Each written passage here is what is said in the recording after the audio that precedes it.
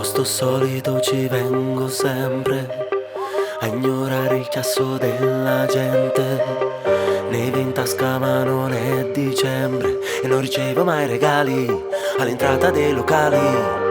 Ma se lì con un fiocco di velo lo spacco alla schiena, mi blocco che bevo, disilluso ormai pieno, ma così all'improvviso.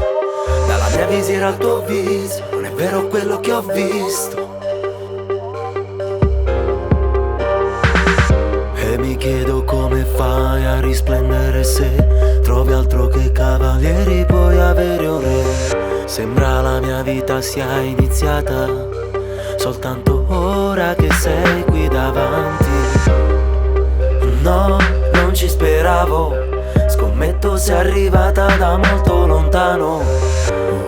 Anche se freddo usciamo può non importarti, ma voglio portarti fuori di qui.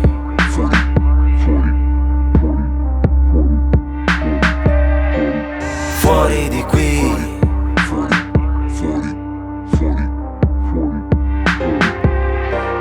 Fuori di qui.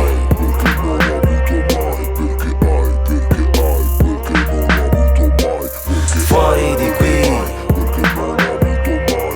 Fuori, fuori, fuori, fuori, fuori di qui. Fuori dalle chiacchiere, da salire in macchina, asciugare lacrime in qualche hotel. Lo sai. Cupido è un codardo con arco e freccia, non puoi controllarlo, la scocca in fretta. Il tuo corpo è una casa, lasciami entrare. La tua mente è una suite con vista mare. Posso tramutare la bufera in brezza senza merletti e organza. No, solo con perfetti orgasmi. Sui marmi con la medusa, o vuoi trovarti ancora delusa? Come Vasco intanto in tasco per andare fuori ed innaffiare i fiori, coltivare semi ed allattarli ai seni. Perché non ti siedi e ne parliamo insieme? Questi sanno dire solo ai sete. Chi ti farebbe, chi ti direbbe? Davanti da dietro, ma tanto al momento son certo nessuno saprebbe.